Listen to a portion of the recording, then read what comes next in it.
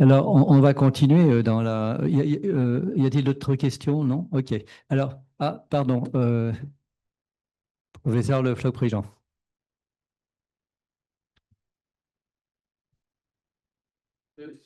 L'aspect est un peu effrayant, on peut pas faire un iris.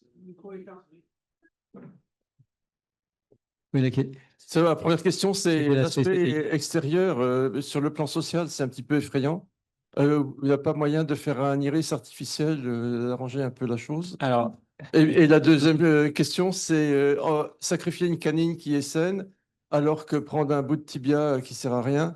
Je vois quel est l'intérêt de prendre plutôt une canine qu'un prélèvement de tibia. C'est beaucoup mieux. alors, je vais répondre à la deuxième question d'abord. La canine, donc la dent va quasiment pas se résorber. Donc, c'est avec une dent qu'on aura les résultats au plus long cours. Il y a des patients qui ont leur OOKP depuis 20, 30 ans. Alors que l'os tibial, pour en faire, on voit, je les surveille après en imagerie, on voit qu'il y a quand même une petite résorption. Il y a même des patients que je mets sous bisphosphonate pour limiter la résorption osseuse. Donc, dans les études au long cours sur le tibia, on a une moindre durée de vie que celle avec une dent qui se résorbe quasiment pas. Voilà. Et c'est sûr que après, c'est invasif, mais on fait un comblement avec de l'os ciliaque et après, on adapte avec une prothèse. On ne les laisse pas comme ça, les patients avec un trou, hein. Voilà. Et du coup, pour la première question, donc demain, j'opère un jeune patient qui a 25 ans. Et donc, ça faisait partie effectivement de ses priorités, normal, l'aspect esthétique. Et on peut adapter une prothèse, en fait, un peu comme les prothèses des patients qui ont été éviscérés, mais du coup, qui va être perforée au milieu pour laisser passer l'optique et donc redonner à cette apparence un peu, effectivement, surprenante, un aspect d'œil plus classique. Donc, c'est possible et on peut le faire. Merci. On peut dire que ça ne s'adresse qu'à des patients qui ont nécessité bilatérale, hein. Ah oui. C'est aucun patient qui a perdu un œil n'est opéré de ça, hein. Merci donc, merci beaucoup Merci. de ta présentation. Alors, on va continuer sur la défense de la transparence de la cornée avec Bertrand Vabre, qui est chef de pôle à Nantes. Exactement. Et qui va vous montrer, et c'est un sujet totalement transversal, qui va nous parler de l'utilisation de la membrane amniotique sur la cornée, mais il va vous dire certainement également toutes les indications qui peuvent se dériver dans différentes disciplines, y compris la gynéco et autres. Voilà, à toi. Eh ben, Jean-Pierre, je te remercie de ton invitation, d'ailleurs qui fait suite à la présentation ici dans cet illustre endroit d'une présentation sur nos plus jeunes internes. Alors, c'est aussi intéressant de repartir sur les fondamentaux et on va voir que, outre la transversalité, il y a aussi là-dedans de l'historique et de l'apprentissage. Donc, un grand merci pour cette invitation. L'historique de la membrane amniotique et du tissu placentaire, mais ça remonte à l'aube de l'humanité. Ça, vous le savez, c'est la médecine traditionnelle ancestrale. On a des traces dans la médecine traditionnelle chinoise d'utilisation de résidus de placenta. C'est tellement teinté d'un aura de rejuvénation, régénération que le placenta a été utilisé de tous les temps. Et d'ailleurs avec bonheur, puisque derrière, à partir du début de l'ère moderne de la science, on va s'intéresser aussi à ce placenta. De façon parallèle, l'industrie cosmétique aussi avait surfé sur le concept. Il fut un temps où il y avait pas mal de cosmétiques, je ne sais pas si c'est encore le cas, où ils faisaient la pub avec extrait placentaire.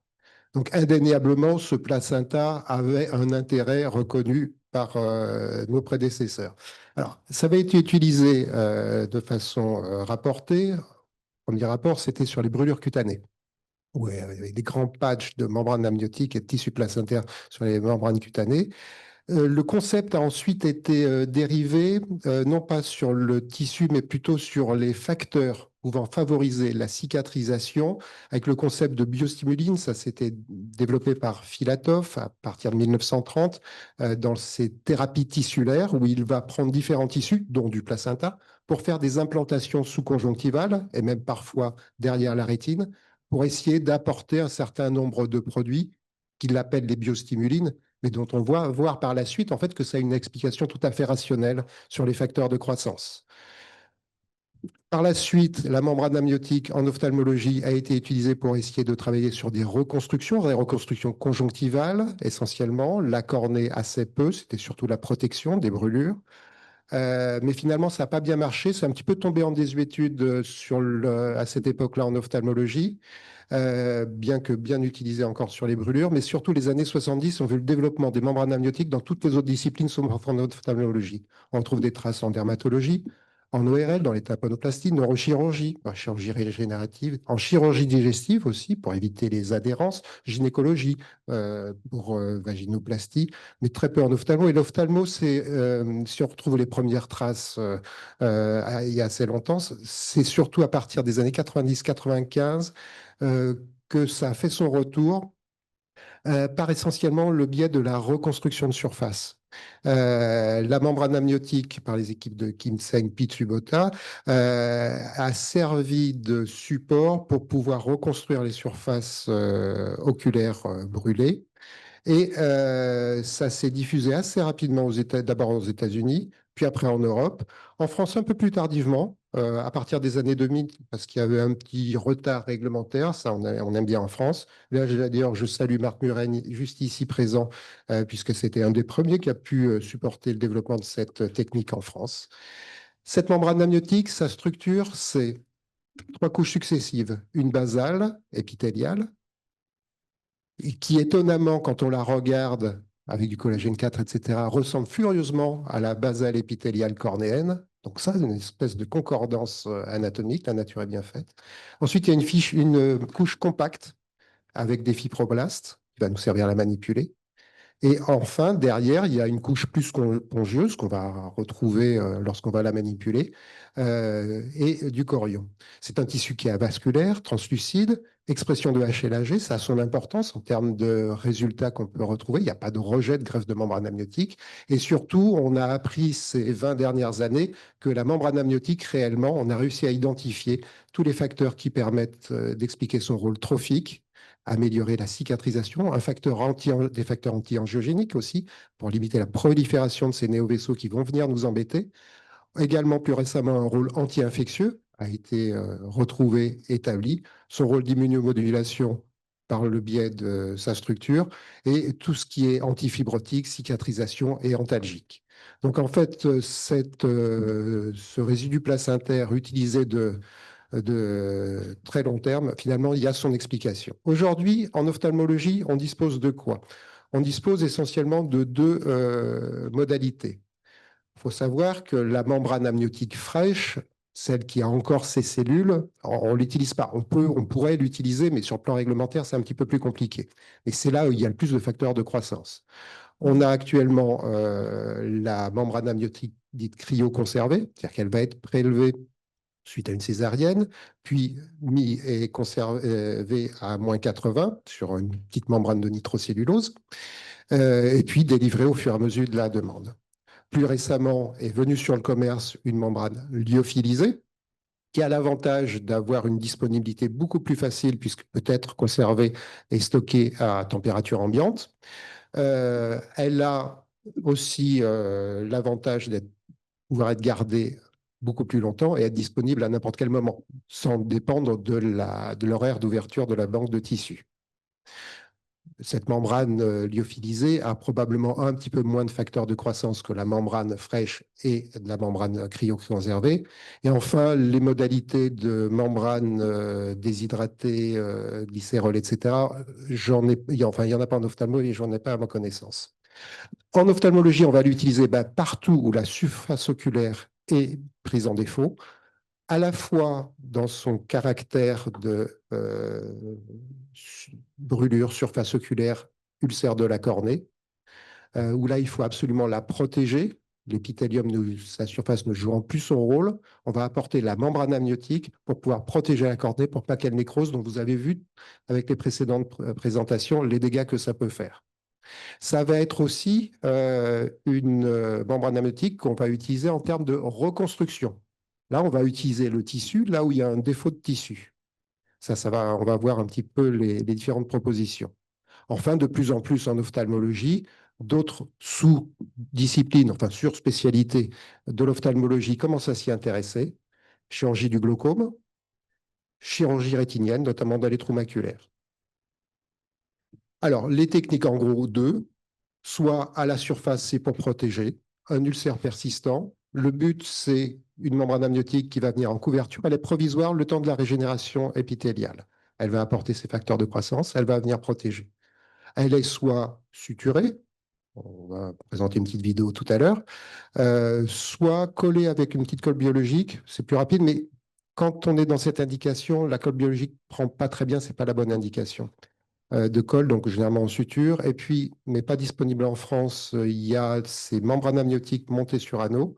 Il y a des développements qui vont se faire par la suite, dans les années qui viennent, pour des dispositifs de pose type lentille qui peuvent être tout à fait utiles. En greffe, c'est-à-dire là, maintenant, on a un défect stromal dans la cornée. Il va falloir boucher le trou. Alors, on peut mettre plein de choses dans un trou de cornée. On peut mettre de la cornée, on peut mettre d'autres tissus. La membrane amniotique a l'avantage, outre ces facteurs biologiques, de pouvoir avoir une disponibilité intéressante. On peut le faire en une couche, on peut le faire en multicouche. Là, c'est très intéressant, effectivement, d'utiliser une petite colle biologique qui vient également colmater la zone, et on peut également suturer par-dessus. Deux petites vidéos pour vous illustrer ces deux types de techniques. Bon, là, c'est par exemple dans une reconstruction d'une cornée qui a été, greffe de cornée qui a été rejetée avec ses dépôts calcaires et risque de perforation. Donc, on retire les dépôts calcaires. Ce n'est pas le sujet de la présentation, mais voilà. Donc, on le retire avec de l'EDTA. Et on va avoir un défect stromal qui va être assez important. Alors, on a pris l'option de le combler avec une greffe de membrane amniotique. On aurait pu utiliser de la cornée, faire une greffe de la cornée, mais avec un résultat objectif qui n'était pas attendu.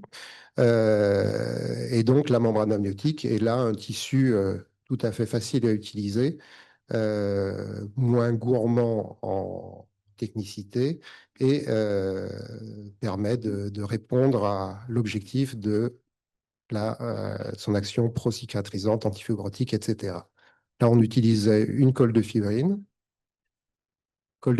qui ne colle pas quand il y a un épithélium, qui ne colle pas quand il y a une basale épithéliale et qui colle quand il y a le stroma qui est exposé. Donc ça, c'est très pratique aussi sur le plan chirurgical. Alors, on n'utilise pas beaucoup, hein, quelques gouttes. Et puis, cette reconstruction de surface, on va mettre couche après couche différentes membranes. Celle-ci, donc, qui était cryoconservée sur membrane de nitrocellulose.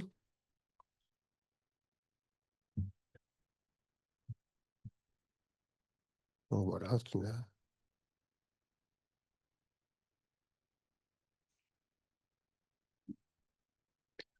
bien. Puis l'avantage, c'est qu'effectivement, on en a toujours une quantité industrielle de membrane. Voilà, on va passer à la vidéo suivante. Et puis, on peut faire la dernière couche, qui est une couche suturée.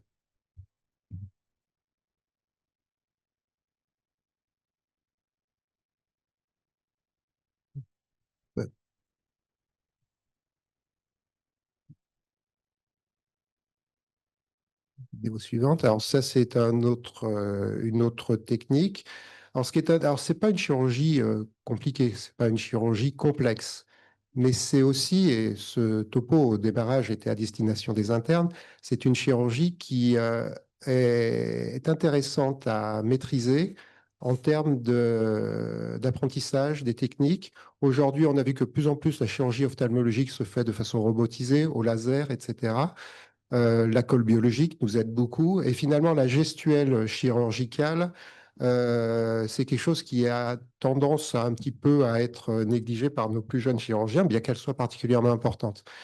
Si la greffe de membrane amniotique en overlay n'est pas une chirurgie complexe, par contre, elle a une bonne école d'apprentissage chirurgical. Et là, c'était une petite vidéo que je leur avais proposée sur la maîtrise de ce qu'on appelle, ce qui est une technique chirurgicale de suture de greffe très adaptée dans ce cas-là, qui est un surjet en point de tige, hein, inspiré des techniques de broderie. ce qui permet d'avoir de façon rapide, efficace, une suture circonférentielle de la membrane, tout en ayant, souvent d'ailleurs sous anesthésie locale, une étanchéité et puis comment dire, une protection de la surface la plus globale possible. Donc, je leur avais fait cette petite vidéo pour leur illustrer cette technique intéressante qui les oblige à apprendre sous microscope, à manipuler leurs aiguilles, à respecter 10-0. Hein, 10-0. ouais, c'est éthylon 10-0, l'aiguille courbe. Ça reste voilà, une école de patience, peut-être moins, je vais dire, ambitieuse que d'autres chirurgies. Et vous voyez, c'est pratiquement en temps réel. Donc, et puis j'aime bien voilà, ce fondamental qui est la suture de la membrane avec le surjet en pointe-tige, qui permet d'être particulièrement efficace en termes de coaptation. Parce que souvent, les nœuds ne s'enfouissent pas bien. Et en ophtalmologie, quand on a des nœuds qui sont sous la conjonctive, ça crée des irritations chroniques, ça accroche les sécrétions, c'est source d'infection. Et donc voilà. Allez, on accélère un petit peu.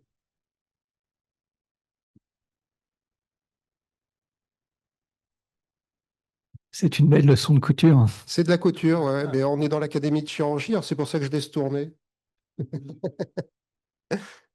C'est pour ça que je laisse tourner. Et puis voilà, après, c'est des méthodes de suture traditionnelles. Euh, Celle-là, je l'aime bien parce qu'elle est rapide et efficace. Et surtout, je vais juste sur la fin, c'est on va dire, mais qu'est-ce qu'on va faire du nœud? Parce que si à la fin, le nœud reste extérieur, il sera source de soucis. Et ben, la petite astuce, c'est de le faire auto-enfoui. Alors, vous allez me dire comment on peut faire un nœud auto-enfoui alors qu'on a démarré le surjet avec un brin. Eh ben, l'astuce, c'est de venir faire le premier nœud à l'envers et faire une tension excessive sur le brin sans fil, sans aiguille. Alors que d'habitude, c'est l'inverse qu'on apprend à faire. Ce qui fait que ça permet au nœud tranquillement de descendre à l'intérieur de la cornée. Et le brin avec l'aiguille initialement reste détendu et qui accompagne la descente du nœud à l'intérieur de la cornée, qu'on accompagne d'un petit coup sec. Tac. Voilà, donc quand nos différents internes maîtrisent ça, généralement, le reste, ça doit aller. Allez, bon, on va passer un petit peu plus loin. Les perspectives, c'est aujourd'hui le développement d'autres parties de la membrane du placenta, et notamment la membrane de cordon, qui présente une épaisseur un peu plus importante, permet des reconstructions plus épaisses. Il y a différents travaux, mais pas encore en France, mais en Espagne surtout, sur le fait d'isoler dans les membranes amniotiques des préparations thérapeutiques pour en faire des collyres, pour isoler les facteurs de croissance. Et je vous ai parlé de la chirurgie de la rétine. Et en médecine régénérative, la membrane fraîche, des équipes sont en train de chercher à l'intérieur des cellules progénitrices. Alors, il y en a de deux types, des stromales mésenchymateuses, on en a parlé plus tôt, mais également des cellules épithéliales amniotiques qui reposent sur la bagnale, sur lesquelles on peut isoler les lignées germinatives pour les fameuses thérapeutiques régénératives. Donc, aujourd'hui, ça nous sert à plein de choses. J'allais dire, et vous, quel développement dans les autres disciplines? Parce que on l'a vu au démarrage, il y avait pas mal de choses. J'ai refait rapidement cette semaine une petite revue de la littérature et un Cochrane, et on a retrouvé alors, du foie. Alors, on a commencé par le foie. Là, on parle de foie, de la régénération dans le foie avec de la dérivée de membrane amniotique.